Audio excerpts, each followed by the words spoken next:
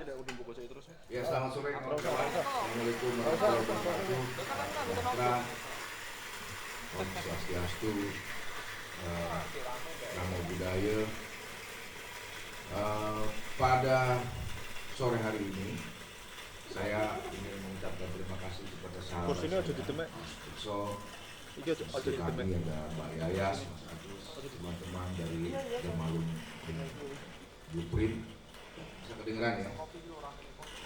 Sebetulnya agak beban karena titel acaranya atau judul acaranya berat banget, pidato kebudayaan.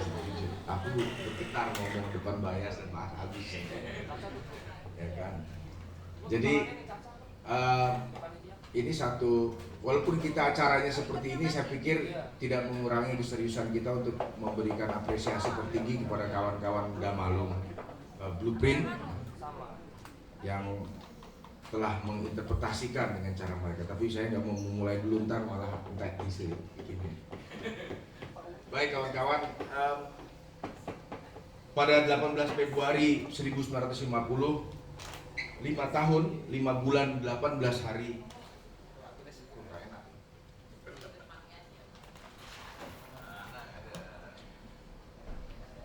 saya ulangi ya. Pada 18 Februari 1950, 5 tahun, 5 bulan, 18 hari setelah Bung Karno didampingi Bung Hatta membacakan teks proklamasi kemerdekaan Indonesia dan 1 bulan 22 hari semenjak pengakuan kedaulatan Belanda atas Indonesia terjadi melalui konferensi Meja Bundar, sekelompok seniman menandatangani sebuah pernyataan sikap penting tentang kebudayaan dari sebuah bangsa yang baru saja merdeka. Pernyataan sikap yang diterbitkan pertama kali dalam lembar kebudayaan gelanggang pada mingguan siasat 22 Oktober 1950 itu berbunyi, kami adalah ahli waris yang sah dari kebudayaan dunia dan kebudayaan ini kami teruskan merinding.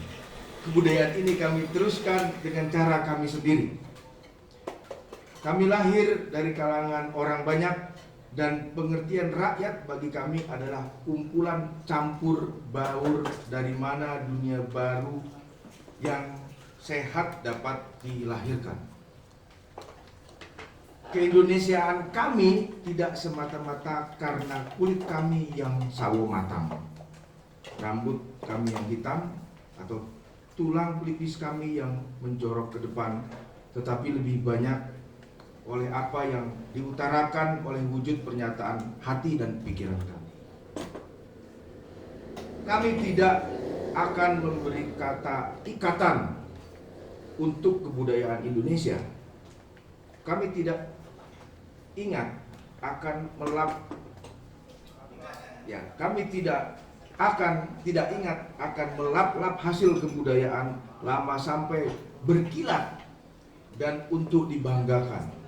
Tetapi kami memikirkan suatu penghidupan kebudayaan yang baru, yang sehat.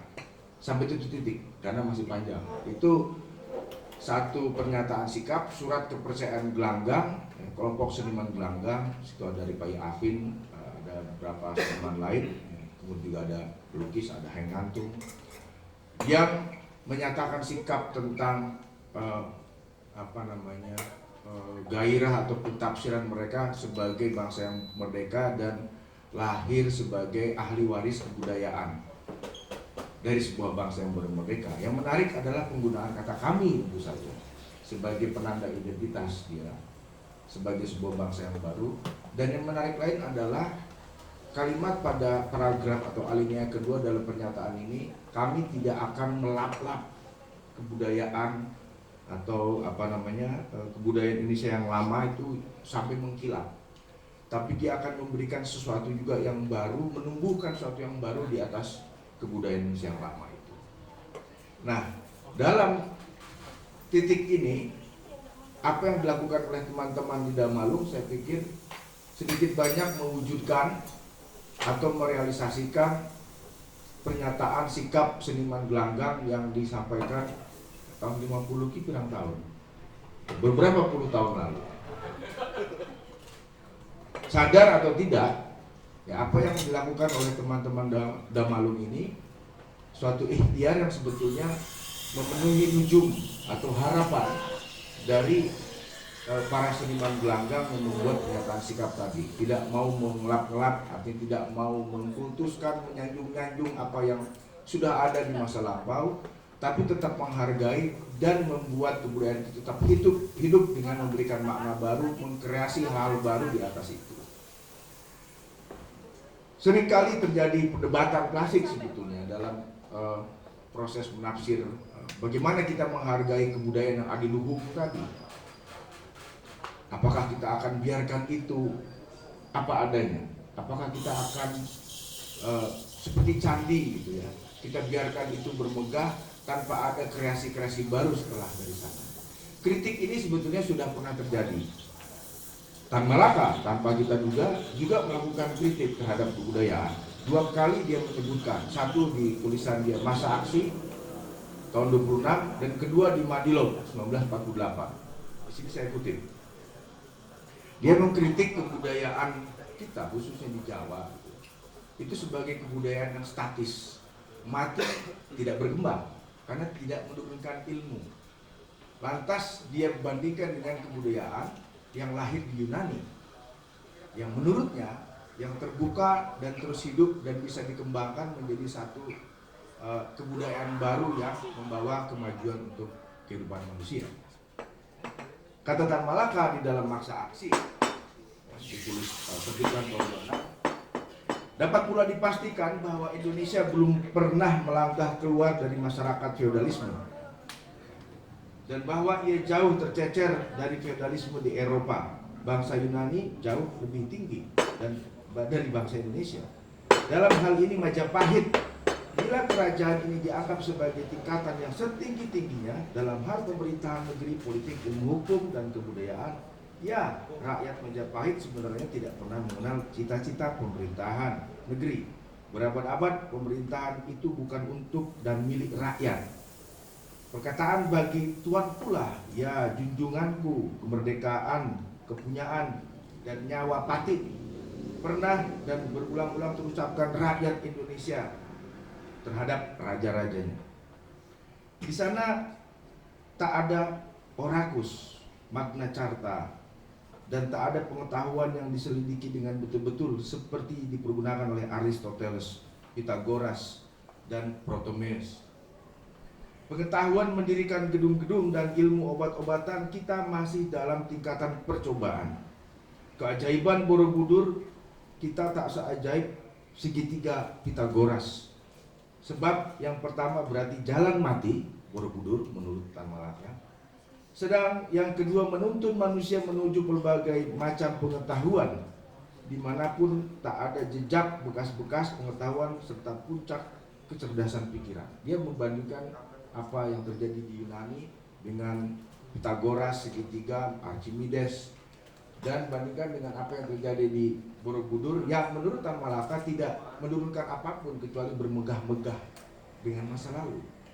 Apakah Tan Malaka yang menulis pada tahun 1926 itu sepenuhnya benar? Tidak. Dalam beberapa segi, sorry saya bikin hidungnya bekso makin mekar. Mungkin dalam hal, saya tidak mau memuji-muji terlalu banyak, takut di overdosis. Mungkin dalam beberapa hal yang teman-teman lakukan, kecil atau besar, sedikit atau banyak, terhadap artefak ya, yang dikenal sebagai prasasti Damalung yang dihasilkan dari skriptorium Damalung, memberikan tafsiran baru, menghasilkan karya-karya baru dari sana, membuktikan apa yang dikatakan, disampaikan oleh Tan Malaka tidak sepenuhnya benar. Karena dari prasasti, dari sumber-sumber ini, kawan-kawan menghasilkan satu ikhtiar untuk menciptakan kreasi-kreasi baru dari sana. Mungkin tidak seimbang kalau dibandingkan dengan ikhtiar mereka yang mengembangkan rumus Pythagoras, menjadi kapal selam, menjadi pesawat terbang, menjadi gedung tinggi. Tapi sebagai sebuah lompatan awal di dalam bidang kebudayaan, saya kira ini satu ikhtiar yang baik, inisiatif yang sangat baik ya.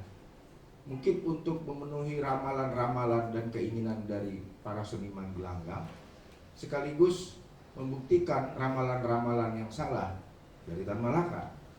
Mungkin Sutra Harun Mono sekarang juga kita memasuki masa di mana perdebatan mengenai dekolonisasi, perdebatan mengenai sejarah itu tampak mengemuka lebih kuat daripada sebelumnya.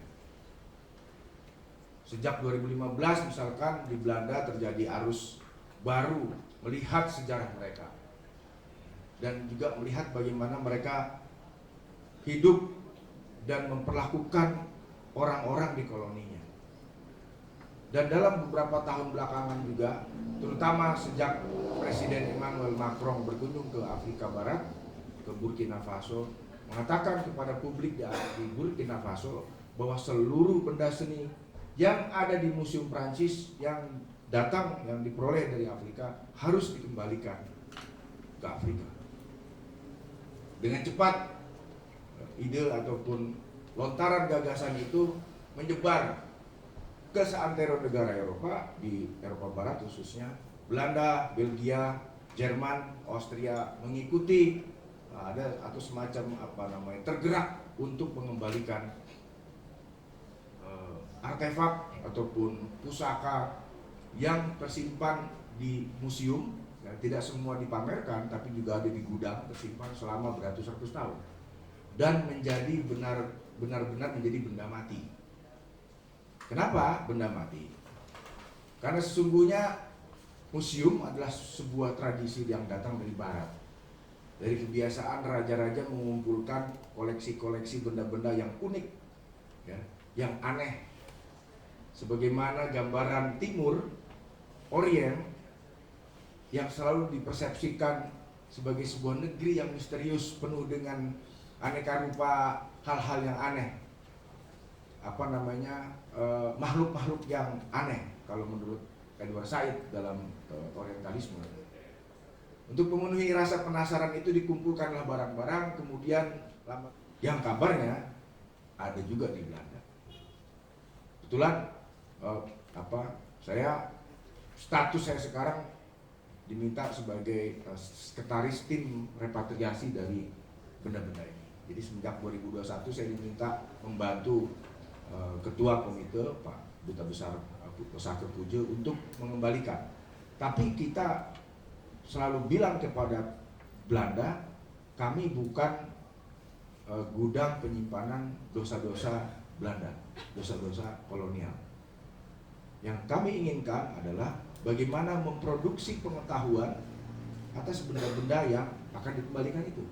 Sehingga ketika benda itu pulang, dia tidak pulang sebagai benda mati, tapi dia pulang sebagai benda hidup, sebagai pengetahuan yang hidup, yang bisa dibagikan kepada publik, yang didiskusikan, diperdebatkan, dan melahirkan pengetahuan-pengetahuan baru yang berguna untuk hidup kita.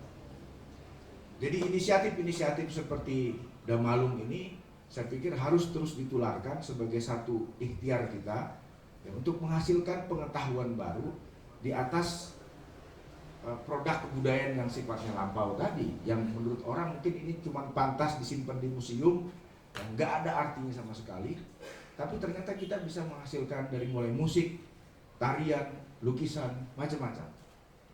Saya kira kita harus mematahkan pendapat yang selalu menuduh bahwa prasasti itu mati, prasasti itu hidup.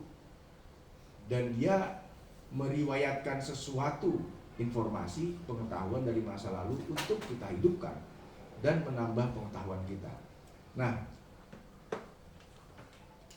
belakangan ini juga berkembang apa yang disebut sebagai critical heritage studies, melihat bagaimana heritage gitu ya, cagar budaya itu secara kritikal, secara kritis.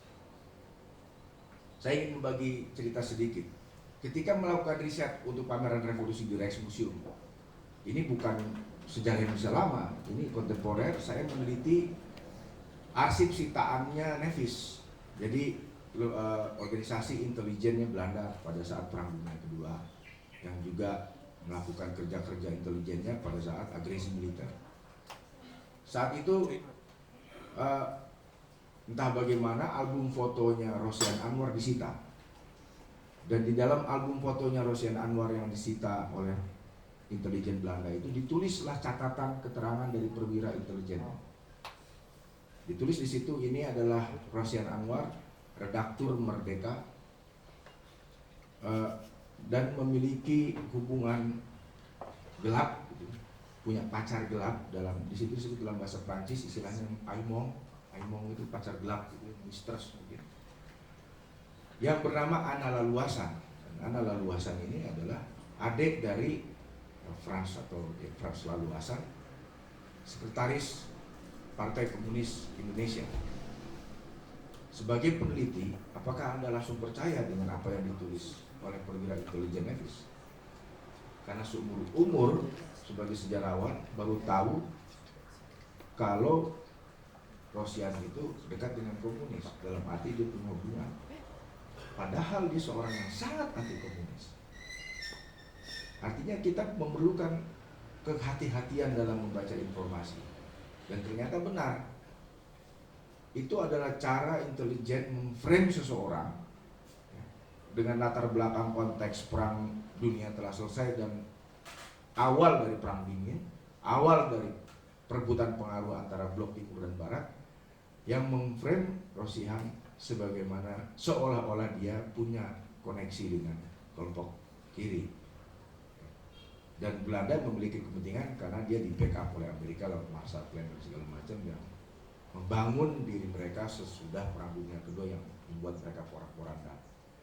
Nah, yang saya ingin sampaikan di sini betapa problematiknya artefak itu, betapa multi tafsirnya. Dia juga bisa menjadi sumber legitimasi kekuasaan atau sumber delegitimasi kekuasaan. Dia bisa memperkuat peran seseorang atau dia juga bisa menghancurkan peran seseorang.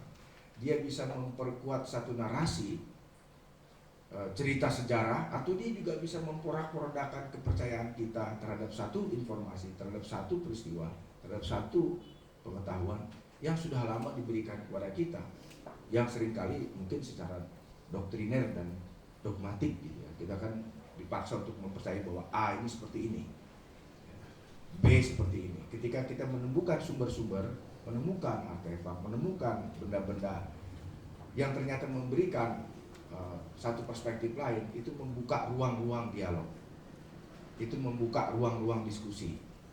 Nah, pada titik itu ikhtiar inisiatif yang seperti teman-teman lakukan itu perlu ditularkan kepada kawan-kawan lain di Indonesia. Saya pikir satu ikhtiar yang saya pikir harus kita dukung dan apresiasi.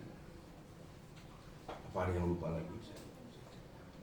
Saya pikir saya tidak mau berpanjang-panjang untuk menyampaikan pidato kebudayaan yang mengerikan ini.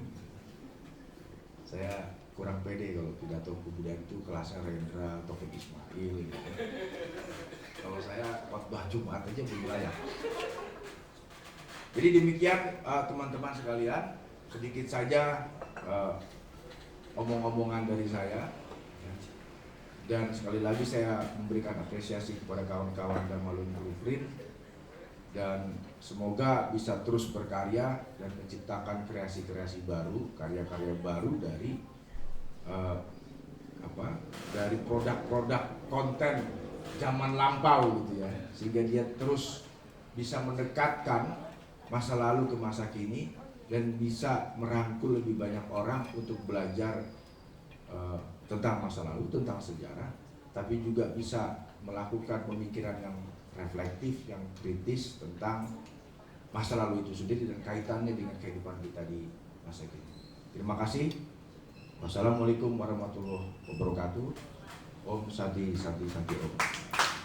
Terima kasih Mas Bumi yang sudah menyampaikan pidato kebudayaan. Dan sebentar kita akan segera bersama-sama